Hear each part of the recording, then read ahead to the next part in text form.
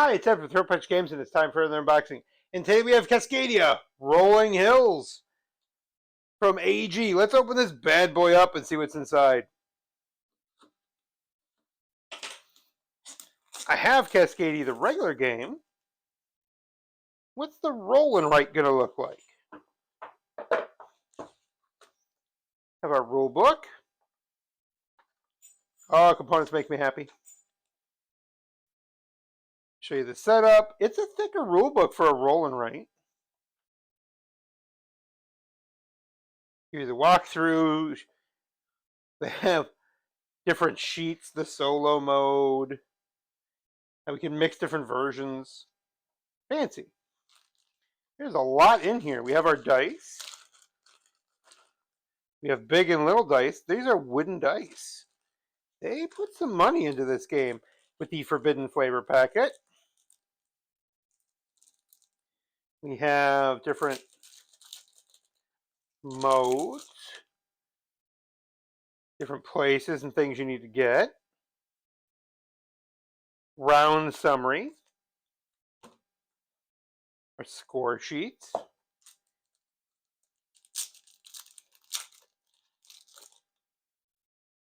Different bonuses and things. Decent cards, even if I do hate small cards. Then we have our pads of paper. So we have two different sides. Interesting. It's one giant pad of paper with different places. Interesting. This is Cascadia, Rolling Hills. All right, I finally got a chance to sit down and play Cascadia Rolling Hills. What do I think? Let's talk about how we play. We have 4 dice that we roll and everyone gets to use, as well as our own 2 individual dice. And the goal of this is between your individual and the group dice, you're going to choose one set of animals and collect them. You write them down. You write down how many you have on here. It is a increasing and decreasing number. That's why there's so many different groups. And the goal is there's going to be up to 4 environments in play, and you can spend the creatures you've seen to collect this environment. There's a type and a score, as well as some bonuses. You're going to use, and this is where the pad of Roll and Write really comes in. There's 3 different game modes here, but the most simple one is based on the area, you fill in a point value for whatever you got, and if you fill in all the way across, you get points. If you fill in all the way down with one type of thing, you get points. As you get to certain groups of them, you get extra little abilities. Even more complications.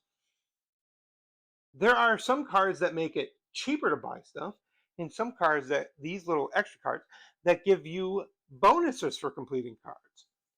And you shuffle these up and put 4 out. So maybe the first 4 spots are cheaper, or you get extra things for it. And you're going to play through 20 environments. And that's the game. After you've played through 20, game's over. Check your score. Whoever is the highest one, won. So mechanically, I love me a good roll and write. And there's a lot of thoughts here.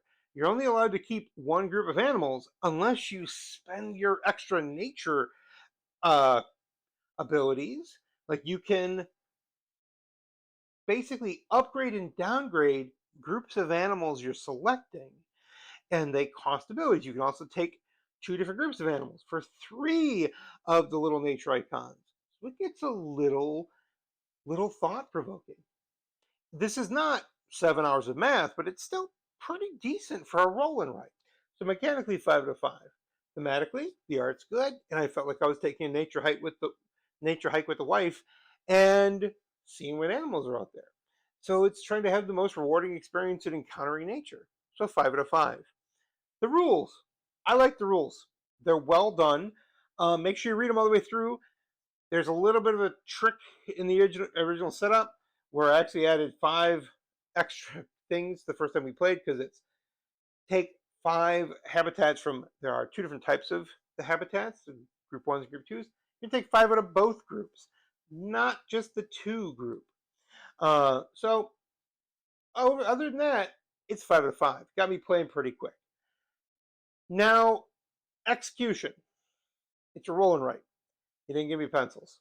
Also, there are 3 different game modes in here in one giant stack, and I hate that. Furthermore, there's only so many dice in here. It's not like we're rolling d6s and just use them wherever we want. We have an infinite number of players just go around and run around a certain number of turns.